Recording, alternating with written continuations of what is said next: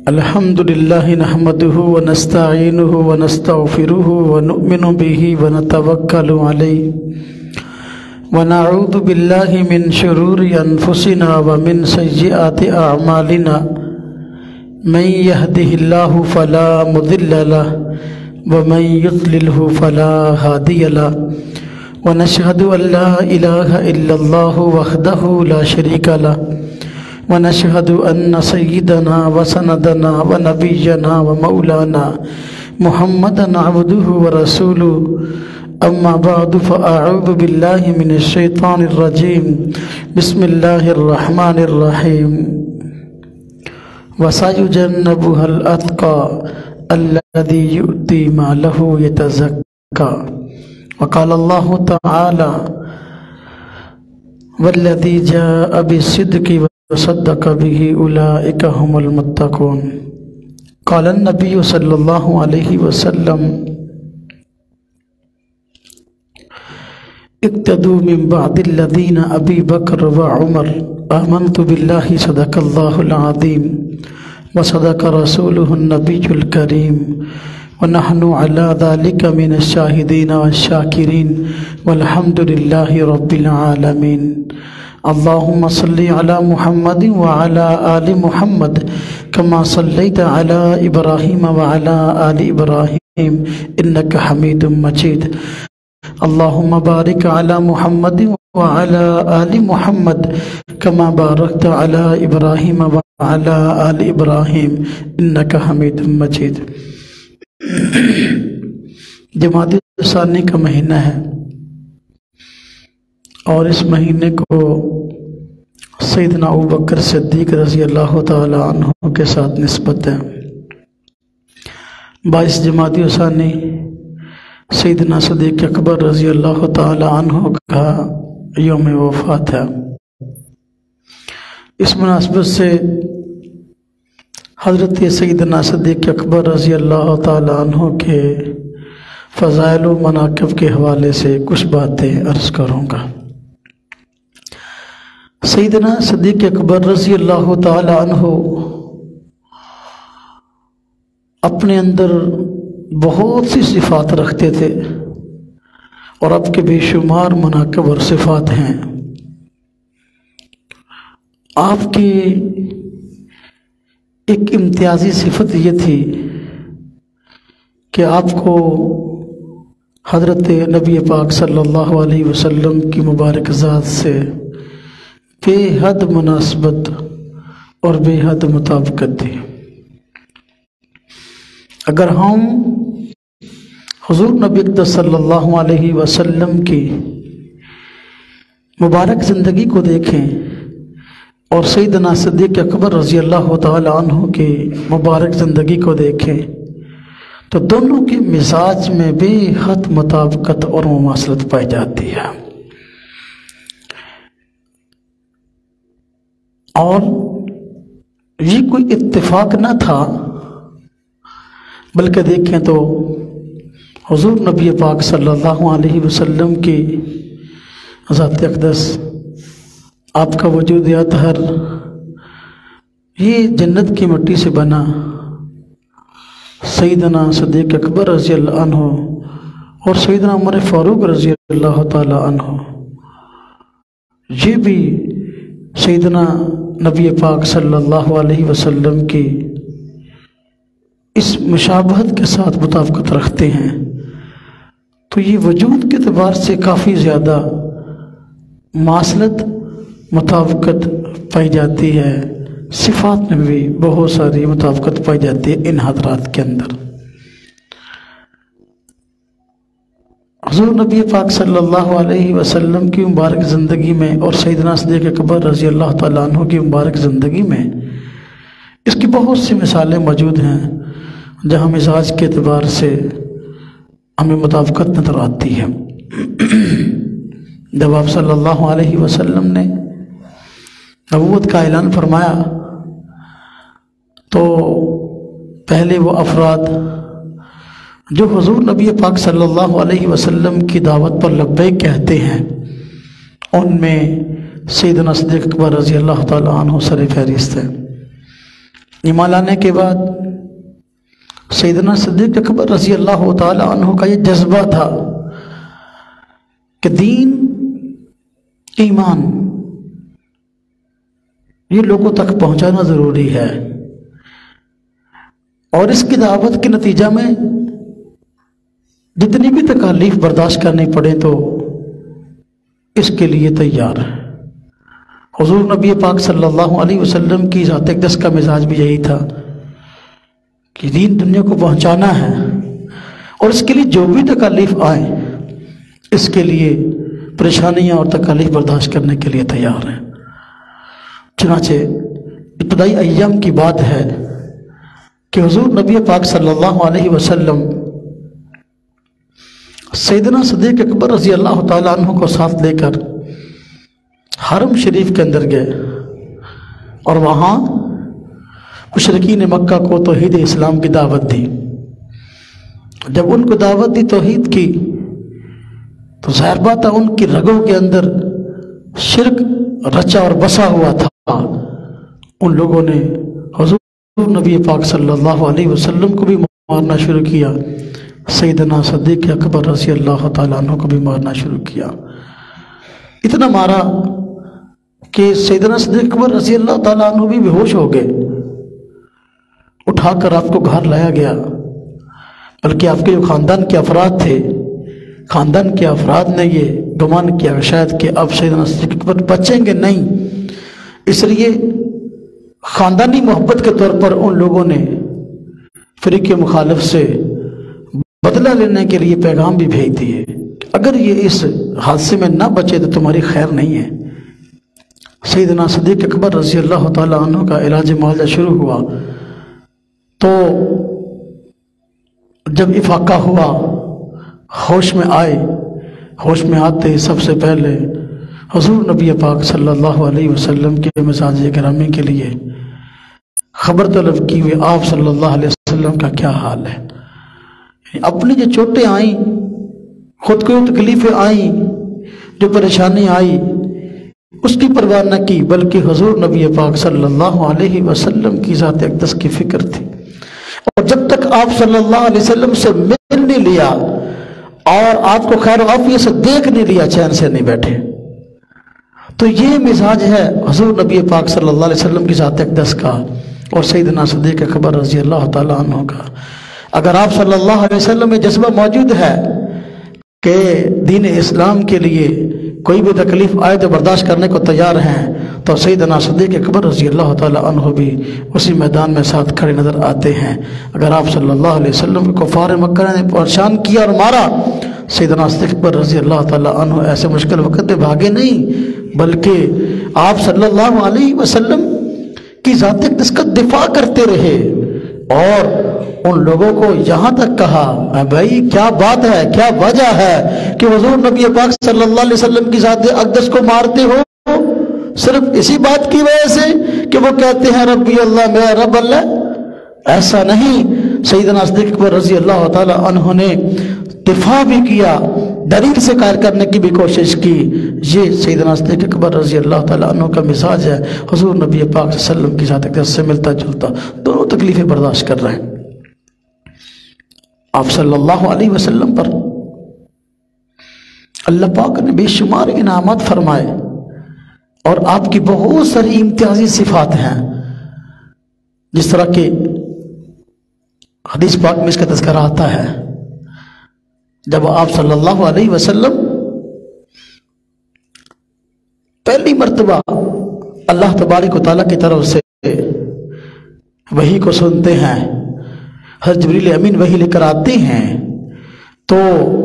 غار سے آپ واپس آئے تو گھبرائے ہوئے تھے، حضرت خدیجہ رضی اللہ تعالی عنہ کے پاس گھر میں آئے تو سارا واقعہ بیان کیا، تو حضرت خدیجہ رضی اللہ تعالی عنہ نے آپ کی صفات بیان کی کہ اللہ پاک آپ کو ضائع نہیں کریں گے، اس لیے کہ آپ دوسروں کے ساتھ خیر خواہی کرنے والے ہیں، آپ سخی ہیں، اور آپ لوگوں کے لیے درد دل رکھنے والے ہیں، دوسروں کے نفع کے لیے کام کرنے والے ہیں، اللہ تبارک و تعالیٰ آپ کو ضائع نہیں کرے گا، آپ پریشان نہ ہوں۔ حضرت خدیجہ رضی اللہ تعالیٰ عنہ نے آپ کی صفات بیان کی، اور حدیث پاک میں آتا ہے کہ سیدنا صدیق اکبر رضی اللہ تعالیٰ عنہ کو جب مکہ مکرمہ میں بہت زیادہ ستایا گیا،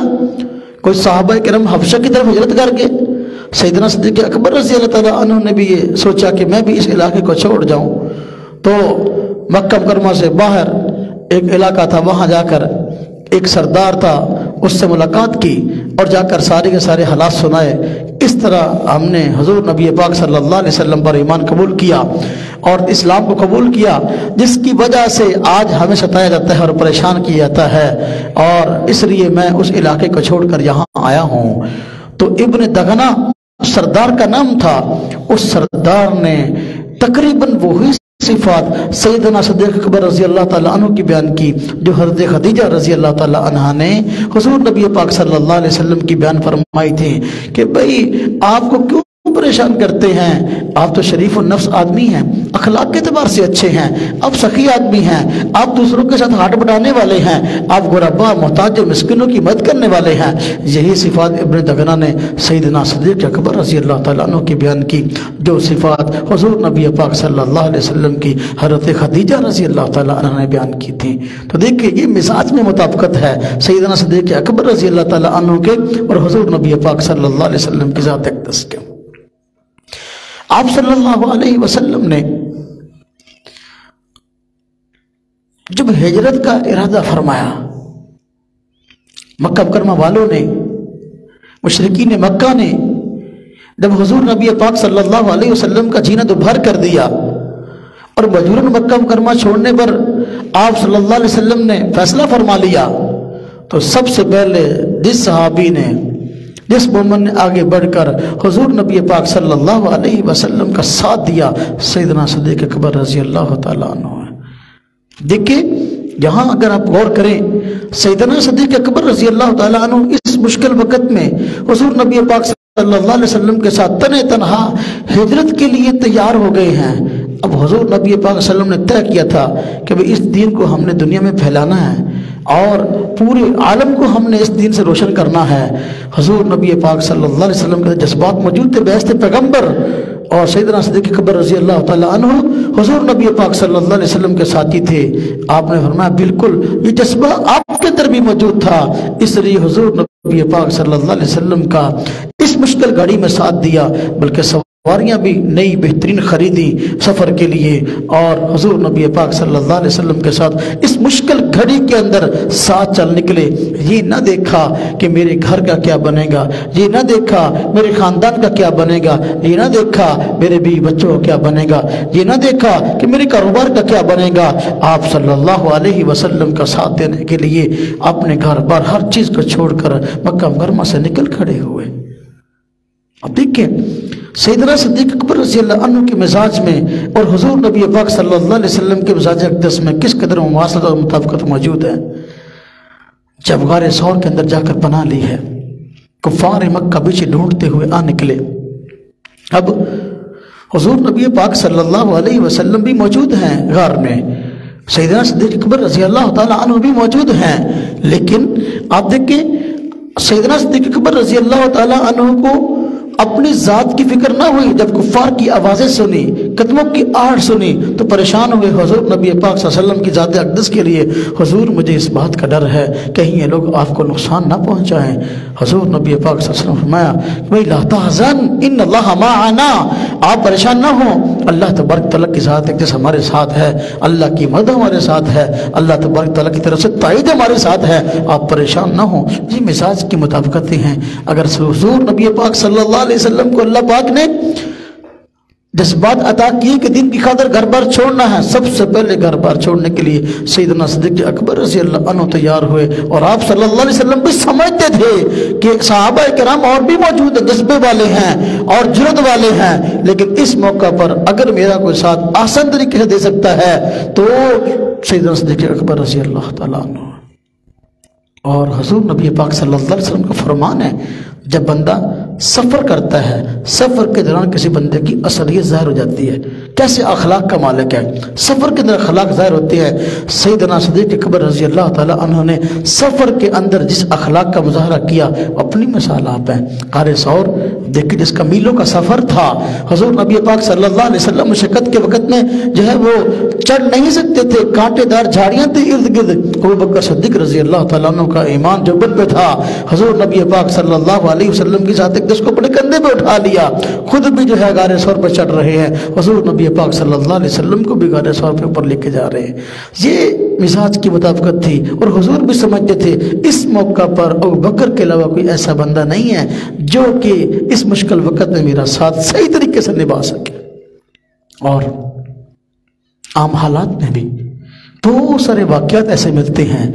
جہاں ابوبکر صدیق رضی اللہ عنہ اور حضرت عمر فاروق رضی اللہ تعالیٰ عنہ کا مزاج بھی ایسا تھا۔ تو ابوبکر صدیق رضی اللہ عنہ کے بعد مزاج میں مشابہت حضور سے حضرت عمر فاروق رضی اللہ عنہ کو تھی۔ ایک مرتبہ ایسا ہوا کہ اپنے گھر سے ابوبکر صدیق رضی اللہ تعالیٰ عنہ نکلے، کچھ پریشان سا چہرہ تھا۔ حضرت عمر فاروق رضی اللہ عنہ بھی اپنے گھر سے نکلے، وہ بھی کچھ پریشان تھے۔ کچھ دیر ہوئی، دونوں اکٹھے ہوئے تو حضور نبی پاک صلی اللہ علیہ وسلم بھی گھر سے برآمد ہوئے اور آپ بھی نکل آئے۔ تینوں اکٹھے ہوئے اور ہر ایک نے دوسرے سے پوچھا گھر سے کیوں نکلے؟ انہوں نے کہا جی فاقہ تھا، بھوک تھی، بھوک بہت لگی ہوئی تھی تو پریشان ہو کر گھر سے نکلا ہوں۔ ابوبکر صدیق نے فرمایا میں بھی اس وجہ سے نکلا ہوں، حضرت عمر فاروق نے فرمایا میں بھی نکلا ہوں۔ یہ مزاج کے مطابقتیں ہیں۔ سیدنا صدیق اکبر رضی اللہ تعالیٰ عنہ کے مزاج آپ دیکھیں، غزوہ تبوک کے موقع پر سفر لمبا تھا، دشمن طاقتور تھا اور اس وقت مالی کمزوریاں بہت تھی، مسلمانوں میں جو ہے مال کی بڑی کمی تھی، پریشانی تھی۔ حضور نبی پاک صلی اللہ علیہ وسلم نے پہلا موقع ہے کہ اس طرح تفصیل کے ساتھ آپ نے چندے کی اپیل کی ہے۔ حالانکہ اور کئی غزوات ہوئے، کئی جنگیں ہوئی ہیں، باقی جنگوں پر آپ نے اس طریقے سے کبھی بھی مالی امداد کے لیے جو ہے وہ صحابہ کرام سے اس طرح نہیں فرمایا تھا جس طرح غزوہ تبوک کے موقع پر فرمایا۔ اب جب آپ صلی اللہ علیہ وسلم نے فرمایا، سیدنا صدیق اکبر رضی اللہ تعالیٰ عنہ ہوئے سمجھتے تھے کہ بھئی اس مرتبہ حضور نے اگر فرمایا ہے تو یقیناً آپ صلی اللہ علیہ وسلم یہ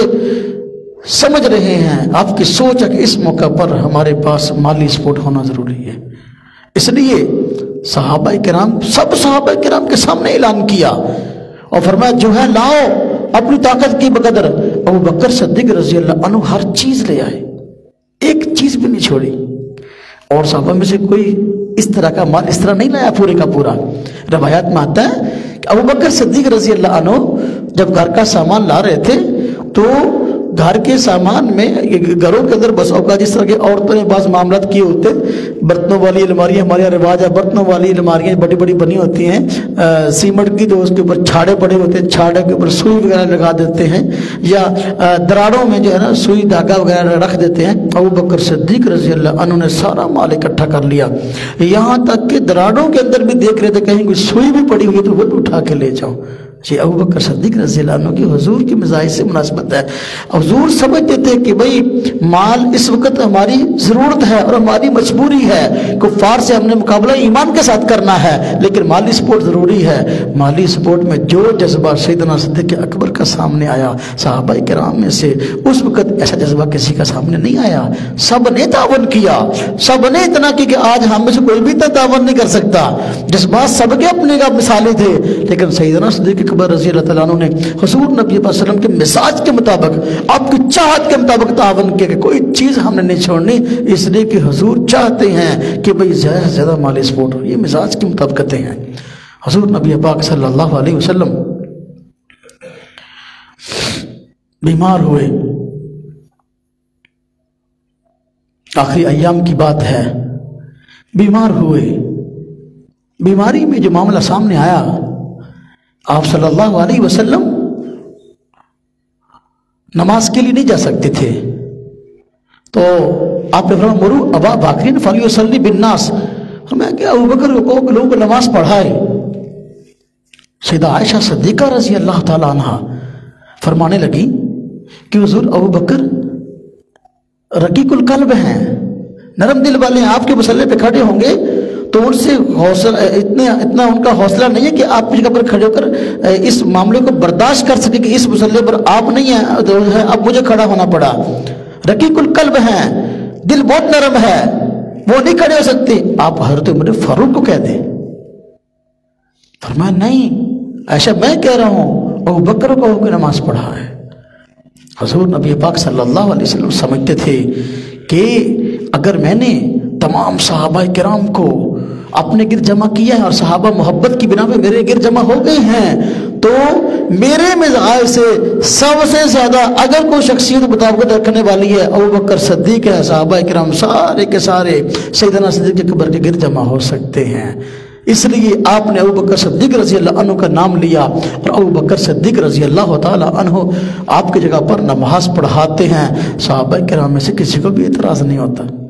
کہ جی ابو بکر صدیق رضی اللہ عنہ کیوں نماز پڑھا رہے ہیں، ان کی جگہ پر کوئی اور کیوں نہیں ہے، فلاں نہیں ہے، فلاں نہیں، نہ کسی اور کے اندر یہ جذبہ پیدا ہوا۔ روایت میں ایسا نہیں ملتا کہ صحابہ کرام میں سے کسی نے تنہائی میں بھی یہ بات کی ہو کہ نہیں بھئی جو ہے نا یہ جذبہ یہ موقع مجھے ملنا چاہیے تھا۔ صحابہ کرام میں سے کسی نے ایسی بات نہیں کی، چونکہ حضور نبی پاک صلی اللہ علیہ وسلم سمجھتے تھے کہ آپ کے بعد تمام صحابہ کرام سیدنا ابوبکر صدیق کے گھر جمع ہو سکتے ہیں اور مزاج سے نہایت مطابقت ہے، اس لیے آپ نے ابوبکر صدیق رضی اللہ عنہ کو اپنی جگہ پر نماز پڑھانے کے لیے کھڑا کیا۔ اب دیکھیں مزاج سے کیسی زبردست مطابقت موجود ہے۔ سورہ نصر کی آیات اتری، سورہ نصر نازل ہوئی، اذا جاء نصر اللہ والفتح ورأيت الناس يدخلون في دين الله افواجا فسبح بحمد ربك واستغفر انه كان توابا۔ جب یہ سورہ نصر نازل ہوئی تو اس وقت صحابہ کرام نے خوشیاں منائی، خوش ہوئے کہ اللہ تبارک و تعالیٰ نے فتح کی پیش گوئی عطا فرما دی ہے کہ اب فتح آ جائے گی اور فوجوں کی فوجیں دین اسلام میں داخل ہوں گی۔ اس وقت صحابہ کرام خوش ہوئے، لیکن سیدنا صدیق اکبر رضی اللہ تعالیٰ عنہ نے جب یہ آیات سنی کہ آپ صلی اللہ علیہ وسلم پر ان آیات کا نزول ہوا تو آپ رونے لگے۔ اب صحابہ کرام بڑے حیران ہوئے کہ کیا وجہ، یہ تو خوشی کا موقع ہے کہ فوجوں کی فوجوں کے اسلام میں داخل ہونے کی پیش گوئی ہے، لہذا یہ تو خوشی کا موقع ہے۔ ابو بکر صدیق کیوں رونے لگے؟ جب ابو بکر صدیق رضی اللہ عنہ سے پوچھا گیا کہ آپ کیوں رو رہے ہیں، آپ نے فرمایا تمہیں پتہ نہیں ہے کہ حضور نبی پاک صلی اللہ علیہ وسلم کہ اس دنیا میں آنے کی غرض تو یہی تھی کہ دین اسلام دنیا میں پھیل جائے، افراد پیدا ہو جائیں جو کہ دین کو پوری دنیا میں لے کے جانے والے ہوں۔ اس آیت کے اندر اس مقصد کی تکمیل ہے۔ حضور نبی پاک صلی اللہ علیہ وسلم کے دنیا میں آنے کا مقصد ہی یہ تھا۔ جب مقصد یہ تھا اور یہ مقصد پورا ہوتا ہوا نظر آتا ہے، اس کے اندر در حقیقت حضور نبی پاک صلی اللہ علیہ وسلم کی وفات کی پیش گوئی موجود ہے۔ ان قریب حضور نبی پاک صلی اللہ علیہ وسلم دنیا سے جانے والے ہیں۔ میں فتح کی وجہ سے نہیں روتا، میں فوجوں کے مسلمان ہونے کی وجہ سے نہیں روتا، میں تو حضور نبی پاک صلی اللہ علیہ وسلم کی جدائی کی وجہ سے رو رہا ہوں کہ ان قریب ایسا وقت آنے والا ہے کہ حضور نبی پاک صلی اللہ علیہ وسلم ہم سے جدا ہو جائیں گے۔ یہ ہے مزاج پیغمبر، مزاج صدیق اکبر رضی اللہ تعالی عنہ کہ حضور نبی پاک صلی اللہ علیہ وسلم کی ذات اقدس کو بھی سمجھتے تھے، آپ صلی اللہ علیہ وسلم کی دعوت کو بھی سمجھتے تھے، اور آپ صلی اللہ علیہ وسلم کے ساتھ جو چیزیں جڑی ہوئی تھی، جو صفات جڑی تھی، جو ذمہ داریاں جڑی تھی، آپ کا محق ہو اس کو سمجھتے تھے۔ آپ صلی اللہ علیہ وسلم کا مزاج اقدس کہ دین کے مسئلے پر کمپرومائز نہیں ہے۔ آپ صلی اللہ علیہ وسلم نے جب اعلان نبوت کیا، مشرکین مکہ نے آپ کو آفر کی، آپ چاہتے کیا ہیں؟ جو چاہتے ہیں آپ کو دیں گے، بس یہ آواز جو آپ لگاتے ہیں توحید کی یہ چھوڑ دیں، ہمارے بتوں سے لوگوں کو نہ روکیں۔ آپ چاہتے کیا؟ مال چاہتے ہم مال دیں گے، سرداری چاہتے ہم سرداری دیں گے، بڑے خاندان میں آپ رشتہ داری چاہتے ہیں ہم وہ دیں گے، اور جیسی لڑکی چاہیے شادی کے لیے ایسے آفر کی۔ حضور نبی پاک صلی اللہ علیہ وسلم کیا فرمایا؟ اگر میرے ایک ہاتھ پر سورج اور دوسرے پر چاند بھی رکھتا تب بھی میں اپنی بات کو چھوڑنے والا نہیں ہوں۔ دین اسلام پر اس قدر پختہ تھے، اس قدر پکے تھے، دین اسلام کے کسی کمزوری کو برداشت نہیں کرنے والے تھے کہ بھئی دین اسلام میں کسی معاملے میں کمزوری نہیں ہے اور کوئی کمپرومائز نہیں ہے۔ ایک مرتبہ ایسا نہیں ہوا، سیدنا حضور نبی پاک صلی اللہ علیہ وسلم کو ایک فیصلہ آیا، ایک عورت نے چوری کی تھی، تو وہ کسی بڑے خاندان کی عورت تھی، چور کی سزا کہ اس کا ہاتھ کاٹا جائے، تو وہ سوال سے لے کے آئے خاندان والے کہ حضور خاندان میں بدنامی ہوگی اس کا ہاتھ کٹے گا، تو اس لیے آپ کو جو ہے متبادل اس کی کچھ ذات چیز فرمایا اگر فاطمہ بھی چوری کرتی تو میں اس کا ہاتھ کاٹ دیتا۔ یہ حضور نبی پاک صلی اللہ علیہ وسلم کے جذبات تھے کہ دین کے معاملے میں کسی کمپرومائز نہیں ہے۔ ادھر دیکھیں سیدنا صدیق اکبر رضی اللہ تعالیٰ عنہ کی حالت جب آپ صلی اللہ علیہ وسلم کا انتقال ہو گیا تو صحابہ کرام غم کی وجہ سے نڈال ہو گئے، بڑی پریشانی آئی۔ حضرت عمر رضی اللہ تعالیٰ عنہ کی پریشانی میں یہ حالت تھی، کہتے حضور صلی اللہ علیہ وسلم فوت نہیں ہوئے، ہاں جی، اور جو کہتا ہے فوت ہو گئے ہیں، فرمایا کہ ان قریب حضور تشریف لائیں گے اور ان کی جو ہے نا ان کو سخت سزا دیں گے۔ اس طرح کے الفاظ حضرت عمر فاروق رضی اللہ تعالیٰ عنہ کی ذات اقدس کے جو ہے وہ منہ سے نکلے ہیں پریشانی کے اندر۔ لیکن اس وقت سیدنا صدیق اکبر رضی اللہ تعالیٰ عنہ تشریف لائے ہیں، آپ نے اس وقت دیکھا کہ صحابہ اکرام پریشان ہیں، آپ نے کھڑے ہو کر سب صحابہ اکرام کو جمع کیا ہے اور سب کو اکٹھے ہو کر ان کو تسلی دی، حوصلہ دیا، اور میں دیکھو حضور نبی پاک صلی اللہ علیہ وسلم دین پہنچانے کے لیے ہمارے پاس تشریف لائے تھے، دنیا میں جو بھی انسان آیا وہ دنیا سے گیا ہے، آپ صلی اللہ علیہ وسلم فوت ہو گئے ہیں، ہمیں اللہ کی عبادت پر جمع ہو کر کے اللہ کی عبادت پر اکٹھے کر کے گئے ہیں، ہم نے اللہ کی عبادت کرنی ہے۔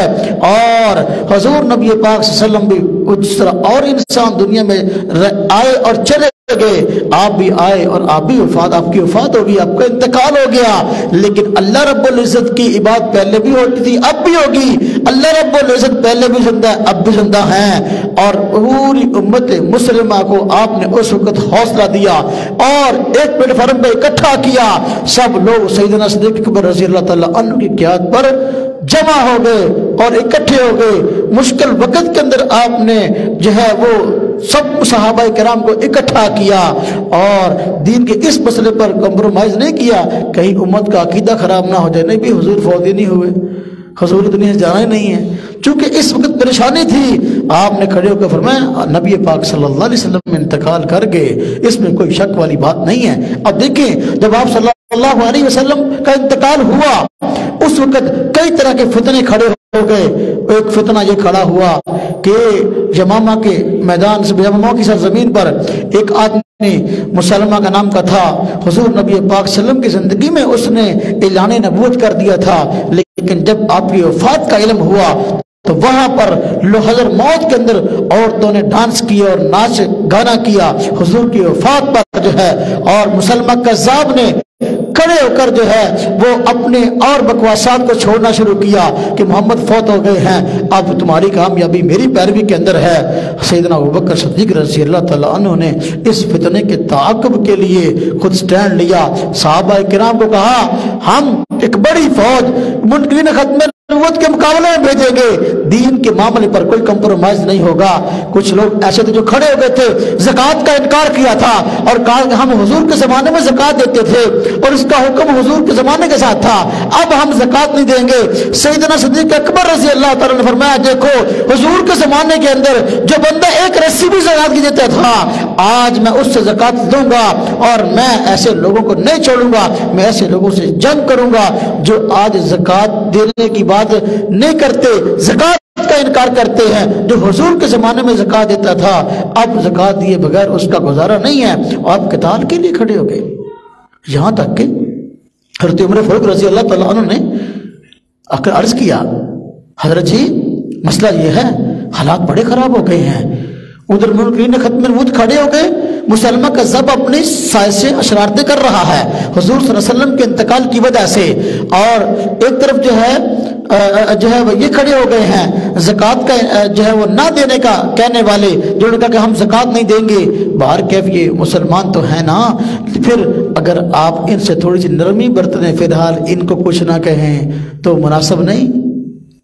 سیدنا صدیق اکبر رضی اللہ تعالیٰ عنہ نے بڑا زبردست جواب دیا، فرمایا اے عمر تم تو جاہلیت میں جو ہے زمانہ جاہلیت کے اندر جو ہے وہ اس قدر جو ہے وہ جرأت اور بہادری والے تھے، اب اتنے بودے کیوں ہو گئے؟ اب تو اسلام کی خاطر کھڑے ہونے کی ضرورت ہے۔ فرمایا جو ایک رسی بھی زکوٰۃ کی دیتا تھا، اب اگر حضور کی وفات کے بعد زکوٰۃ کا انکار کرتا ہے، فرمایا میں ان سے جنگ کروں گا۔ ڈٹ گئے۔ اور پھر حضور نبی پاک صلی اللہ علیہ وسلم نے اپنے انتقال سے کچھ وقت پہلے ایک جنگ کے لیے صحابہ کرام کے لشکر کو بھیجا تھا۔ حضرت اسامہ بن زید رضی اللہ تعالی عنہ جو ہے وہ اس فوج کے کمانڈر تھے۔ جب آپ صلی اللہ علیہ وسلم کی وفات کا علم ہوا تو یہ لشکر سفر میں تھا، وفات کا سن کر واپس آ گیا، اور رہا نہ گیا کہ حضور نبی پاک صلی اللہ علیہ وسلم وفات پا گئے، دوبارہ مدینہ میں جائیں۔ جب دوبارہ مدینہ میں گئے، اب کیا ہوا کہ حضور نبی پاک صلی اللہ علیہ وسلم کی تدفین ہو گئی، تو مسئلہ سامنے آیا کہ حالات پریشان کن ہیں۔ ادھر مسلمہ کے سامنے نبوت کا دعویٰ کیا ہے، ادھر زکوٰۃ کا انکار کرنے والے کھڑے ہو گئے ہیں۔ اب اگر یہ فوج جو حضور نبی پاک صلی اللہ علیہ وسلم نے بھیجی تھی یہ واپس آئی ہے، ان کو بھی بھیج دیتے ہیں، کہیں مسلمانوں کی طاقت میں کمی نہ آ جائے۔ لہذا بعض حضرات کی طرف سے مشورہ آیا کہ یہ حضرت اسامہ رضی اللہ تعالیٰ عنہ کی قیادت کے اندر جو لشکر بھیجا گیا تھا، اس لشکر کو فی الحال نہیں بھیجتے، جو ہے ان کو یہاں رکھ لیتے ہیں اور مقاصد کے لیے اس کو استعمال کرتے ہیں۔ فرمایا نہیں، جس لشکر کو، جس فوج کو حضور نبی پاک صلی اللہ علیہ وسلم نے بھیجا تھا میں اس کو روانہ کروں گا، حالات کیسے بھی ہوں، ہم ہر سازش کا مقابلہ کریں گے اور ہم دین اسلام کا دفاع کریں گے۔ یہ سیدنا صدیق اکبر رضی اللہ تعالیٰ عنہ کی ذات ہے۔ جس طرح آپ صلی اللہ علیہ وسلم نے دین کے کسی مسئلے پر کمپرومائز نہیں کیا، ہر طرح کی تکلیف برداشت کرنے کے لیے کھڑے ہو گئے، سیدنا صدیق اکبر رضی اللہ عنہ حضور نبی پاک صلی اللہ علیہ وسلم کی وفات کے موقع پر اسی طرح جو ہے ڈٹ گئے اور فرمایا کہ میں ہر کام کروں گا جو حضور نبی صلی اللہ علیہ وسلم کے دور میں ہوتا تھا، میں جنگوں کے لیے بھی فوجی بھیجوں گا، صحابہ کرام کو بھیجوں گا، اور یہ جو منکرین ختم کھڑے ہوئے ان کا بھی علاج کروں گا۔ چنانچہ ایک بہت بڑی فوج آپ نے بھیجی، ان سب کو جو ہے تہس نہس کیا گیا، ان سب کو قتل کر دیا گیا۔ سیدنا صدیق اکبر رضی اللہ عنہ کا یہ ایمان تھا۔ تو حضور نبی پاک صلی اللہ علیہ وسلم اور سیدنا صدیق اکبر رضی اللہ عنہ کے مزاج گرامی میں اس قدر مواصلت تھی کہ بندہ حیران ہوتا ہے کہ کیا اللہ پاک نے دونوں کا مزاج بنایا تھا۔ عجیب مزاج تھا کہ جو چاہتے ہیں حضور کی ہوتی، وہ چاہتے سیدنا صدیق اکبر رضی اللہ عنہ کی نظر آتی ہیں۔ آپ دیکھیں بعض چیزیں بندہ صحیح سمجھتا ہے یہ اتفاقات ہیں، لیکن شاید یہ اتفاق نہیں، رب تعالیٰ کی حکمت کے تحت چیزیں ہیں۔ حضور نبی پاک صلی اللہ علیہ وسلم کے خاندان میں اور سیدنا صدیق اکبر رضی اللہ عنہ کے خاندان میں بہت ساری چیزیں آپس میں مماثلت رکھتی ہیں۔ حضور نبی پاک صلی اللہ علیہ وسلم کے گھر میں ایک نام کی دو خواتین تھیں، زینب نام کی بیٹی بھی تھی اور زینب نام کی بیوی بھی تھی۔ سیدنا صدیق اکبر رضی اللہ عنہ کے گھر میں بھی ایک نام کی دو خواتین تھیں، اسماء نام کی بیٹی بھی تھی، اسماء نام کی بیوی بھی تھی۔ ایک بیوی کا نام اسماء تھا اور جو ہے بیٹی کا نام اسماء تھا، ایک نام کے دو خواتین ہیں حضور نبی پاک صلی اللہ علیہ وسلم کے۔ آپ دیکھیں مزاج گرامی میں یہ بات ہے کہ آپ صلی اللہ علیہ وسلم کا جب انتقال ہونے لگا تو انتقال سے کچھ دن پہلے بخار ہوا۔ سیدنا صدیق اکبر رضی اللہ عنہ کا بھی جب انتقال ہونے لگا تو انتقال سے کچھ دن پہلے بخار ہوا، اور حضور نبی پاک صلی اللہ علیہ وسلم کی وفات بھی اس بخار کی وجہ سے اسباب کے درجہ میں ہوئی، اور ادھر بھی وفات ہوئی تو اسی درجہ میں ہوئی۔ حضور نبی پاک صلی اللہ علیہ وسلم کو کچھ وقت پہلے زہر دیا گیا تھا، یہود نے زہر دیا تھا، مشہور واقعہ ہے، خیبر کے موقع پر ایک خاتون نے زہر دیا تھا۔ تو وہ زہر وقتی طور پہ جو ہے اس کا اثر جاتا رہا، لیکن ان وفات کے موقع پر زہر کا اثر ظاہر ہو گیا، اور آپ نے سیدہ عائشہ صدیقہ رضی اللہ تعالی عنہ کو فرمایا تھا کہ دیکھو وہ یہودی عورت نے جو مجھے زہر دیا تھا اس کی وجہ سے میری سانس کی رگیں جو ہیں وہ کٹی جا رہی ہیں۔ یہ وفات سے کچھ لمحات پہلے کے آپ کے الفاظ ہیں۔ سیدنا صدیق اکبر رضی اللہ عنہ کو بھی ایک مرتبہ زہر دیا گیا تھا، عین وفات کے وقت زہر کا اثر ظاہر ہو گیا تھا۔ سیدنا صدیق اکبر رضی اللہ تعالیٰ عنہ حضور نبی پاک صلی اللہ علیہ وسلم کے مزاج کے مطابق کیوں موجود ہیں کہ حضور نبی پاک صلی اللہ علیہ وسلم کے نواسے حضرت سیدنا حسین رضی اللہ تعالیٰ عنہ کو ظلماً شہید کیا گیا کربلا کے میدان میں۔ سیدنا صدیق اکبر رضی اللہ تعالیٰ عنہ کے نواسے حضرت عبداللہ بن زبیر رضی اللہ عنہ کو بھی ظلماً شہید کیا گیا مکہ مکرمہ کے اندر۔ ادھر بھی نواسہ شہید ہے، ادھر بھی نواسہ شہید ہے۔ یہ مطابق مزاج سے کس قدر تعلق رکھتی ہیں ہم دیکھتے ہیں۔ سیدنا صدیق اکبر رضی اللہ تعالیٰ عنہ کی شخصیت یہ اپنی مثال آپ نظر آتی ہے صحابہ کرام میں۔ حضور نبی پاک صلی اللہ علیہ وسلم کی ذات اقدس سے مزاج اس قدر ملتا ہے کہ بظاہر اس طرح کی چیزیں جو عام ہم دیکھتے ہیں تو معاملات ہیں۔ اللہ پاک نے قرآن کریم میں فرمایا منہا خلقناکم وفیہا نعیدکم ومنہا نخرجکم تارۃ اخری، اسی مٹی سے ہم نے تم کو پیدا کیا، اسی مٹی میں تم کو لے جائیں گے، اسی مٹی سے تم کو نکالیں گے۔ سیدنا صدیق اکبر رضی اللہ تعالیٰ عنہ حضرت عمر فاروق رضی اللہ تعالیٰ عنہ کے متعلق آپ نے فرمایا، ایک روایت کے اندر فرمایا میں ابو بکر و عمر ایک مٹی سے پیدا ہوئے ہیں، فرمایا کل قیامت کے دن میں ابو بکر و عمر کے ساتھ اٹھوں گا۔ تو دیکھیں یہ مزاج کی مطابقتیں ہیں کہ اللہ پاک نے سیدنا صدیق اکبر رضی اللہ تعالیٰ عنہ کی ذات اقدس کے اندر اس قدر جذبات بھر دیے کہ حضور نبی پاک صلی اللہ علیہ وسلم کی بعد امت کی قیادت کرنے کے لیے اللہ پاک نے آپ کو تیار کر دیا ہے۔ آپ صلی اللہ علیہ وسلم کی ذات اقدس کو مال و زر سے محبت نہیں تھی، نہ آپ مال و زر جمع کرتے تھے، بلکہ بسا اوقات کئی دن کا فاقہ آ جاتا تھا، اگر کبھی مال آتا تو فوراً صدقہ کر دیتے تھے، آپ کا مزاج تھا۔ ایک مرتبہ ایسا ہوا حضور نبی پاک صلی اللہ علیہ وسلم کے پاس مال آیا، آپ نے صدقہ کر دیا، کچھ مال بچ گیا تو کوئی لینے والا نہ آیا، آپ صلی اللہ علیہ وسلم رات کو آرام فرما رہے ہیں تو دیکھا تو نیند نہیں آ رہی، بلکہ آپ صلی اللہ علیہ وسلم جس طرح بندہ سوتے کروٹیں بدلتا ہے، نیند نہیں آ رہی ہوتی، آپ صلی اللہ علیہ وسلم کروٹیں بدل رہے ہیں، کبھی ایک طرف کبھی دوسری طرف۔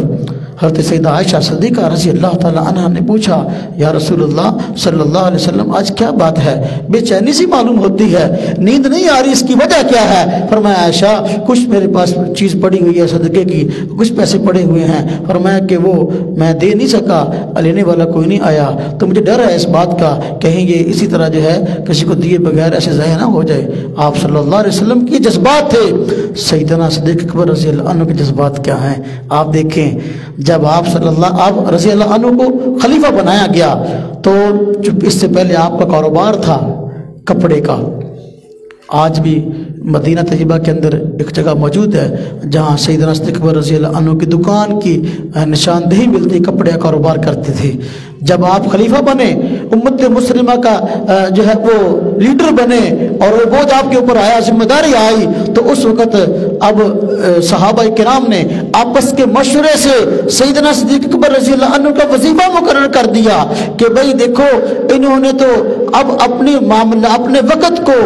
امت کے معاملات میں خرچ کرنا ہے، اب اپنی ذاتی کمائی کے لیے ہو سکتا ہے کہ ان کے پاس وقت نہ ہو، لیکن بیوی بچے تو ہیں، خرچہ تو ہے، لہذا ان کا بیت المال سے بھی وظیفہ مقرر کر دیا جائے۔ حضور نبی پاک صلی اللہ علیہ وسلم کے بعد سیدنا صدیق اکبر رضی اللہ عنہ جب خلیفہ بنے ان کا وظیفہ مقرر کر دیا گیا۔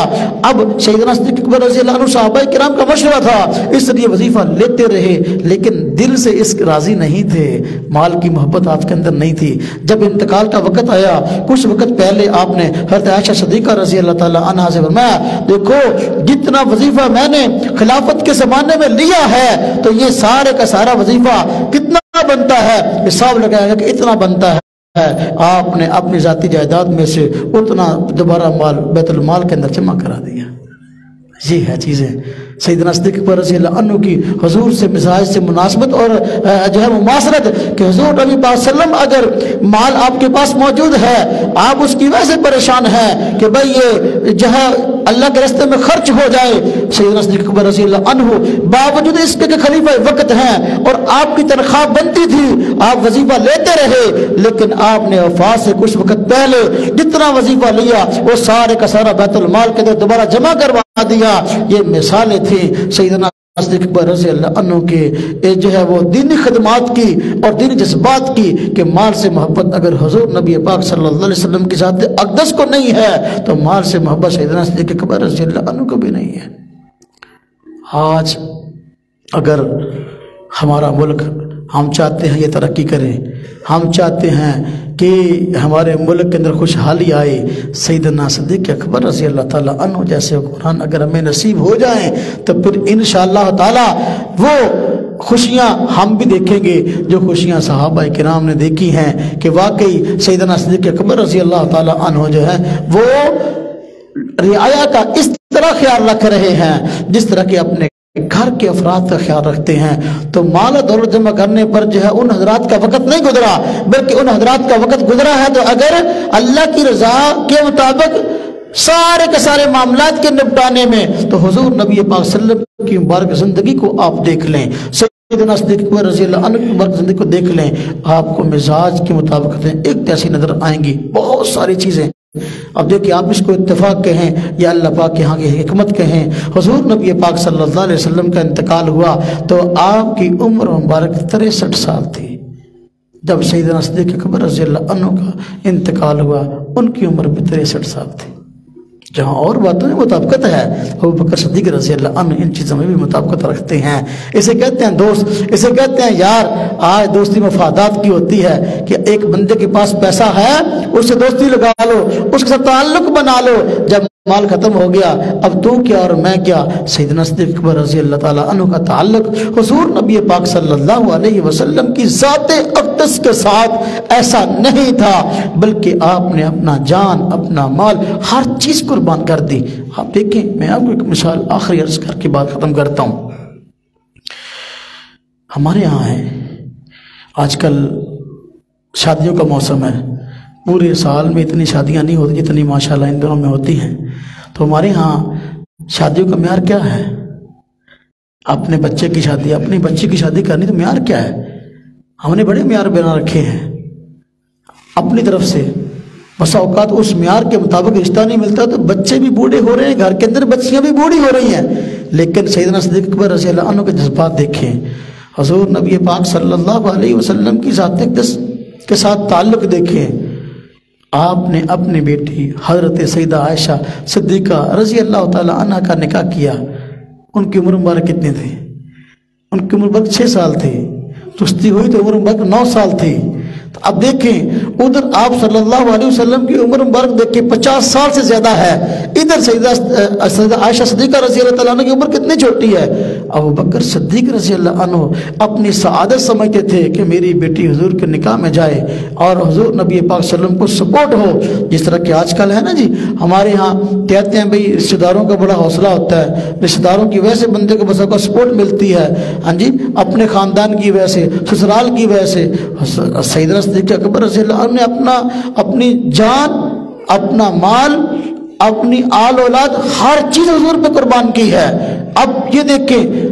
اپنی بیٹی کا نکاح حضور نبی پاک صلی اللہ علیہ وسلم کی ذات اقدس سے کیا ہے۔ آپ یہ سمجھتے تھے کہ بھئی حضور کو سپورٹ کی ضرورت ہے، اگر میں شادی اپنی بیٹی کی حضور نبی پاک صلی اللہ علیہ وسلم کی ذات اقدس سے کروں گا تو پھر میرے خاندان کی ہمدردیاں حضور نبی پاک صلی اللہ علیہ وسلم سے بحث رشتہ داری اور جڑ جائیں گی اور آپ صلی اللہ علیہ وسلم کے ساتھ اس کو اور حوصلہ ہو جائے گا، دین کا کام کرنا اور آسان ہو جائے گا۔ یہ ابو بکر صدیق رضی اللہ عنہ کے جذبات ہیں، ادھر ابو بکر صدیق رضی اللہ عنہ کے جذبات، ادھر آپ صلی اللہ علیہ وسلم کے ذات اقدس ہیں۔ آپ کے بھی جذبات ہیں کہ وہ پوری دنیا میں دین کو پھیلانا ہے۔ ابو بکر صدیق رضی اللہ عنہ بھی چاہتے ہیں پوری دنیا کے اندر دین پھیلے۔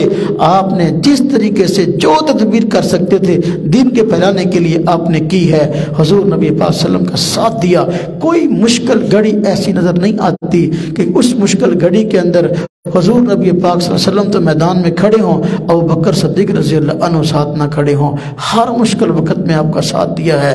اور آج لوگ اپنے لیڈر بتاتے ہیں، ہمارا فلانا لیڈر ہے، ہمارا فلانا لیڈر ہے، مجھے فلانے سے محبت ہے، میں فلانے کا فائن ہوں، فلانا ہوں۔ امت مسلمہ کا حضور نبی پاک صلی اللہ علیہ وسلم کی ذات اقدس کے بعد سب سے بڑا لیڈر اگر کوئی ہے تو سیدنا صدیق اکبر رضی اللہ تعالیٰ عنہ کی ذات اقدس ہے۔ اللہ تبارک و تعالیٰ نے ان کو جو دینی جذبہ، دینی فکر عطا فرمائی تھی وہ اپنی مثال آپ تھی۔ اس لیے اللہ تبارک و تعالیٰ نے قرآن کریم کے اندر وَسَيُجَنَّبُهَا الْأَتْقَى